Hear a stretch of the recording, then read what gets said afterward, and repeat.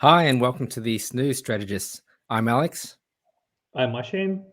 and this is the show where we share with you how you can be a more focused, rested, and productive leader by myth busting common sleep techniques, but also strategies to manage your energy levels and focus during a busy day. I'm Alex Young, a tech entrepreneur and corporate leader with 20 years of experience building ventures and advising businesses. I'm Ashane Vitana, a sleep scientist and an innovator with over 10 years of experience working in hospitals, leading research into sleep, and advising emerging sleep ventures. Cool, very good. So today, what are we going to be talking about? Talking about coffee, right? Yep. Well, uh, we'll find out how coffee can help you and what the best way to get the most out of it. Yep. So back in the office, I think it's a typical scenario where someone early morning kind of says, "Oh, I think it's time for coffee." And I think we've all got a good idea of where our energy levels are during the day. And quite often, coffee, Coke, some other beverage is a typical solution to waning energy levels. Now, I'm not a huge coffee drinker. I do drink coffee. But something I've been curious about, and maybe others are curious about as well, is um, how do you make coffee really work better for you? So, if my goal is really to keep my energy level up, to be more alert and more focused in the workplace, I'm leading a team, I've got presentations to do, I've got meetings. It's particularly hard now that we're on Zoom a lot and online. Um, how do we make coffee work better for us? And I guess a good starting point for this is what actually happens when you drink coffee. What does it do to you, to your mind, your body? What's going on there? Yeah, to answer that question, I think we have to go a bit deep about the kind of biochemistry of the body. So, um, basically, when you have coffee, the caffeine molecules in the coffee kind of go and bind to your brain and basically send signals to say, I'm not sleepy anymore. So, what caffeine is, um, it's a psychoactive substance, um, and how it does, it kind of speaks to your neurochemical systems. um, to actually understand how caffeine works, you have to understand the the drivers of sleep. So one driver of the sleep is that uh, your urge to fall asleep, so that regulates by a chemical called adenosine. So when you wake up, this hormone keeps building up, and towards the end of the night, after about 16 hours, there'll be enough adenosine to say, "All right, I'm too tired. Just go and sleep. I can't take it anymore." So caffeine, where caffeine comes in, caffeine binds to the same receptors this adenosine binds, and then it get rid of that adenosine molecule, and then it caffeine molecule kind of sticks to the body and say, right, so less adenosine present in the body, therefore brain thinks, okay, I'm not sleepy, I haven't been up for that long, so I'm alert and I have energy. It's most basic terms, that's how it works. Oh, cool. And so is that, I mean, for me, the way I describe myself when it comes to caffeine is that I say that it doesn't affect me very strongly. And is that, does it depend on the individual? And if so, why is that some people, if they have the coffee, they find it difficult to sleep? I mean, personally, I find it doesn't have any effect on me. Is there any truth to that, or am I, faking it? um, there's some truth to it. There are, I think, few subgroups there. One, if these adenosine systems kind of like mutated on some individuals, they would not feel the effect of caffeine at all. But for some, they have consumed so much caffeine over time. I think their body has kind of get used to the uh, that amount of energy it brings in. You may not feel it per se. So I think a very common thing. Oh, I can have a cup of coffee and fall asleep without an issue. So a lot of people say that. Um, Most of the time, though, when you look into someone's sleep, when you analyze it physiologically, you would see caffeine still get rid of most of your deep sleep, so you wouldn't really wake up refreshed. Your physiologically, you will have that impact. But for another like that subgroup where you kind of have overdosed on caffeine for a longer period of time, so you're not as sensitive, you can slowly tweak the amount of caffeine you have per cup of coffee and try to find that sweet spot where you feel that difference. It could be you're sensitive, therefore you don't feel it, but it's just a dosage issue, I think. Okay, that's interesting. So even if it doesn't stop me from sleeping, it may affect the quality or the depth of sleep that I get, or how refreshed I'll feel in the morning. Yeah, absolutely, that's right. And that can actually send you into this vicious cycle where you're not refreshed in the morning. First thing in the morning, you grab another cup of coffee, and then the whole day you try to stay on caffeine to make sure you can perform better, and keep having caffeine later in the day. Okay. And then you can't sleep. So, Yeah. Okay. So morning tea, I guess here in Australia, morning tea is about 10:30ish, something like that. Yeah. So we go out, we go to the cafe, we get a coffee. How long does it take to actually affect me? Like, I know, to be honest, we sit down, we chat, and you forget about it. But how long will it take for my body to actually feel some uplift in energy? Most of the time, it's about 20 minutes. There can be some individuals within 5-10 minutes you might feel a difference, but for the majority of the population, it's about 20 minutes. You will feel your heart rate rising. You will feel like your breathing increasing a bit, or like a buzz in the head. So because caffeine is a stimulant, what caffeine does, it try to make sure that your energy levels increase. So you find it's basically revving your engine a bit. So you might feel it in the head a bit, the breathing, heart rate. Those are, I think, good indicators that caffeine is kicking in. Okay. And would this be the same if I just drank Coke or V or Red Bull? So I think that once again, it goes down that dosage pathway. So cup of coffee, instant coffee will have, let's say, 60 to 80 milligrams of caffeine, and you go out and get an espresso, it will probably increase that about 100 milligrams per cup. If it's tea, black tea, usually I think it's about 40 milligrams. Green tea, bit different again. You have your black, like all those different types, it's different amount of caffeine. Okay. Yeah. I think where Red Bull, your energy drinks, they have slightly higher amount of caffeine per can. So it really varies on what you drink. And especially, it's very hard to exactly say how much caffeine in it. If it's normal coffee, depends on the type of granules, how it was roasted, how the coffee was made. So a lot of contributing factors, but on average, I think it's safe to assume 60 to 80 milligrams per normal cup of coffee. Okay. And is that variance greater if I take brew coffee, if I go to an actual barista versus having my instant coffee? Yeah, absolutely. So the barista coffee, you should have more caffeine. Espresso or double espresso will have north of 100 milligrams of caffeine per cup. But if it's brewed coffee, once again, go into how is it cold brew? It's how it was brewed. It will change the amount of caffeine. Instant, I would say, less amount of caffeine. But I think if you go out and have a coffee in like an espresso in your Starbucks or a local coffee shop, you're looking about 100 to 110 milligrams of caffeine. And for a brewed coffee, I think it's safe to assume about 80 milligrams. For your instant home, your Moccona or Nescafe or other brands, I think you're looking somewhere between 60 to 80 milligrams. Okay. Yep. But how about for you? Do you drink? Are you a heavy coffee drinker or what?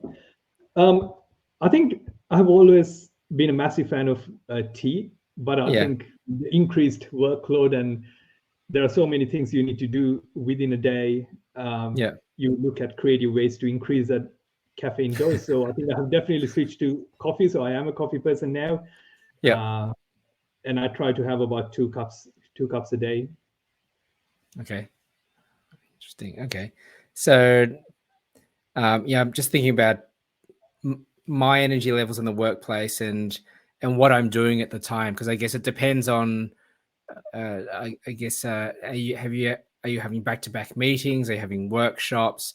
What you're doing, but coffee is an effective way to actually use when you need a little bit of a stimulus. And then, but then for you, you're saying like tea as well is a is a successful substitute. Yeah, absolutely. I think it's it depends on how sensitive you are to caffeine. So a lot of people would like to have coffee because it has high concentration of caffeine, but and to some portion, really strong cup of tea can provide some support. It's not that kind of massive jolt of energy you get, but it will still help you to get stay awake, I guess. Okay, cool. And I don't know, have you ever had too much, as in Yeah, too much caffeine through coffee, tea, something? absolutely. I have. I think just like every other university kid, I think I have great memories of staying up all night where you can't sleep because you just rely too much on caffeine. And I think now, because I understand how caffeine works, I try to make sure that I'm aware of when I have my last cup of coffee. I definitely feel it. I absolutely can't fall asleep, I think, if I have my coffee too late in the day. Yeah. So how it works, caffeine, the half-life of caffeine is about 5 to 6 hours, and the quarter life is about 10 to 12 hours. So I think when you have your last cup of coffee, you have to keep that in mind. A quarter of the caffeine that you drink will stay in your body for the next 10 hours. Wow. So I try to be quite mindful on when I have my last cup of coffee, make sure that it's at least about 8 to 10 hours from my time, because otherwise I know definitely it will disrupt my sleep. And usually a cup of coffee would give you enough energy to last about 5 hours, 4 to 5 hours. Okay. Is there anything that people should look out for if they are downing espressos or just So I think there's enough evidence to say 100 milligrams to 400 milligrams of caffeine will definitely give you enough energy, and also it will give you a boost of focus. It will help you to focus. Anything over 400 milligrams, I wouldn't recommend, because usually with these energy stimulants, it will give you energy, but at the same time, that energy will increase your anxiety levels in the body. So a lot of people say, "Oh, coffee. Yeah, I used to drink coffee, but it gives me anxiety, so I stop it." Or it will say, "Oh, it's just anxiety juice." But it really depends on, once again, the dosage and how you drink it. So 100 to 400 milligrams, most people should be able to tolerate in that range. If you have too much, you will increase your increased heart rate. You might you will feel like you're shaking your hands, you're sweating a lot. Some say speaking fast. All these things can come up if it's too much. Definitely feel a bit anxious and nervous. Because of the caffeine as well. Okay. So yeah, this is really interesting, because it's almost like there's a need to be balanced. And you do need to be aware of how your body's reacting. Like I think you mentioned earlier that you can feel increased heart rate as well, of anxiety as well, and that probably has a adverse effect in terms of if you're trying to focus on your work and just really you want just enough energy, right? Just enough energy to focus, to present, to have the right energy level. but you don't want too much, right? Or you don't want something that's actually going to distract you even further.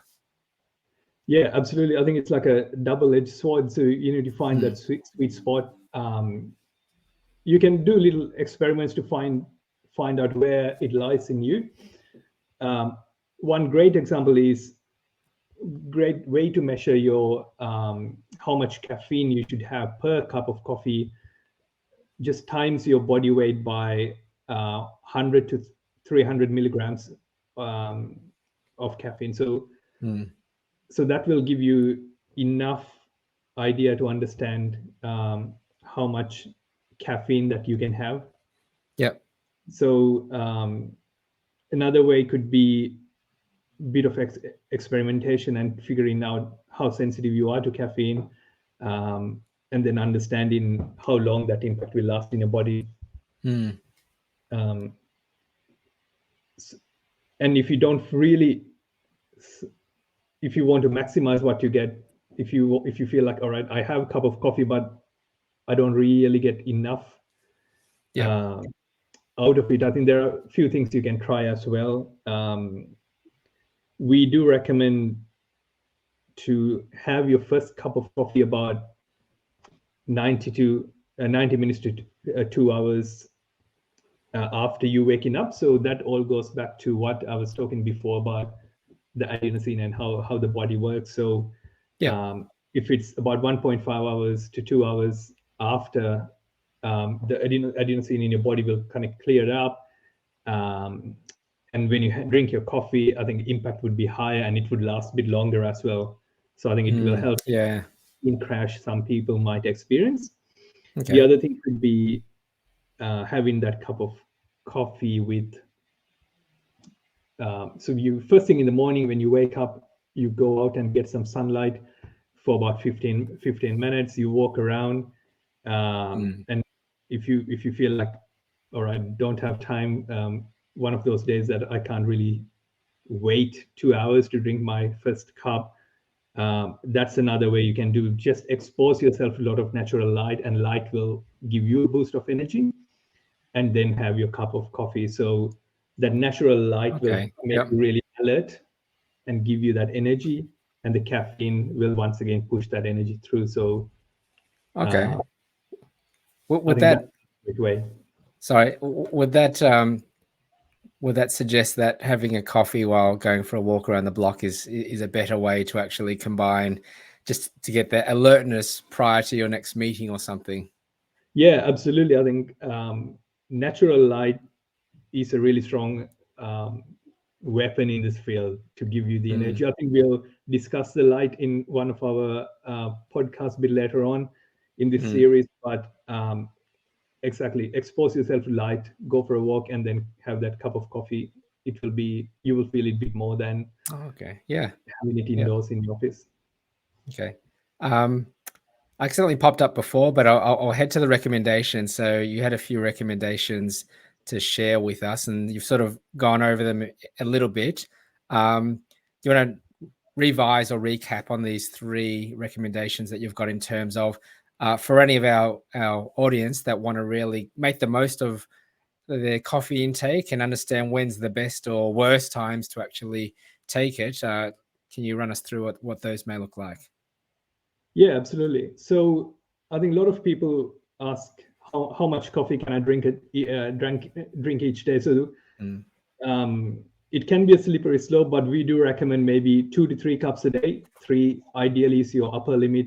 1 to 2 would be the normal intake, because of that long caffeine remains in your body for a lot longer. More you drink, more it will build up, and it will disrupt your nighttime sleep, and then next day you're not refreshed, so you'll have to keep drinking a lot.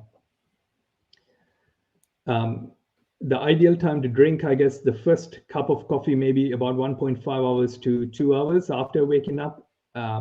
That will give you a nice boost of energy, and it will last a bit longer as well. However, the most important one's last cup of coffee. So whenever you're feeling tired, maybe think, all right, what time I'm going to go to sleep tonight? And is it the right time to drink a cup of coffee? Because quarter life of coffee is about 10 to 12 hours, we do recommend having the last cup maybe 8 to 10 hours before bedtime. If you are sensitive to caffeine, push it to that 10-hour mark. But if you're not too sensitive, once again, 8 to 10 hours will help you to keep it the impact of caffeine minimal to your nighttime sleep. I think we talked about some of these things. How to get the biggest hit from caffeine, amount of caffeine. So the great way to figure it out, body weight times by 1 to 3 milligrams of caffeine per cup. And another thing, the interesting fact about coffee is, if you have too much coffee and you feel like you made a mistake by having a lot of coffee, just consume a lot of carbs, have a few croissants, have some slices of bread. That will negate that impact of the caffeine. So that's a great way. So if you have a bowl of pasta or something afterwards, and that will reduce that risk of having too much caffeine and then kind of increasing impact in your quality of life. So in the morning, if you want to get the most out of your coffee, eat less carbs with it, eat more fats. So have some bacon and down your coffee. That will make sure the energy boost will go a bit longer. And the other thing we described before as well, that natural light. Get a lot of natural light first thing in the morning, and then have your coffee afterwards. Once again, that will increase the amount of impact you're getting from your caffeine. Okay, brilliant. Thanks for sharing that. So, I mean, that's really interesting, that last one, in terms of getting the amount of, I guess, could you say, dosage of caffeine right? And that's just an approximation really there, but you get a sense of that. You also maybe consume some fats as well, prolong it or boost it. Bit of natural light. So the combination of those three things will really help you get the most. So maybe it's a walk around the office having a ham and cheese, cheese croissant with your coffee, and that's going to help maximize it. Absolutely. Cool. And yeah, I think that when to drink is interesting. I didn't know that before. Like last cup 8 to 10 hours before bedtime. That's no good for us right now because it's evening. So tomorrow we'll see how we feel. But that's a really important point that you've made there around it may not hurt you now, but if your goal as a leader is to really, maintain daily focus and increase that, then you do want to be cognizant of when you're having that last coffee or tea, in order to maintain that daily focus. And we can talk on another occasion, but that morning schedule or morning rituals that people have, whether it's riding up and down the beach foreshore, that also probably has an impact on how your energy levels are in the morning. Absolutely right. Yeah. Cool. So now that's brilliant. That's a great sort of breakdown of the use of coffee and what best ways to actually make the most of it. Let us know how these strategies work for you, and if there's anything else that you'd like us to help you with. As we're starting out, we'd really appreciate it if you can share this show with your friends and to keep on top of the coming episodes. So don't forget to like and subscribe. And if you're watching this on YouTube, you can do so. Or otherwise, if you're listening to the podcast, please follow us on the podcast tool that you're using. Any closing words, Ashen? Thanks for joining with us. And yeah, make sure you follow these tips from us on caffeine, and hopefully it will be beneficial and it will help you to be a more productive leader. Cool. See you next time.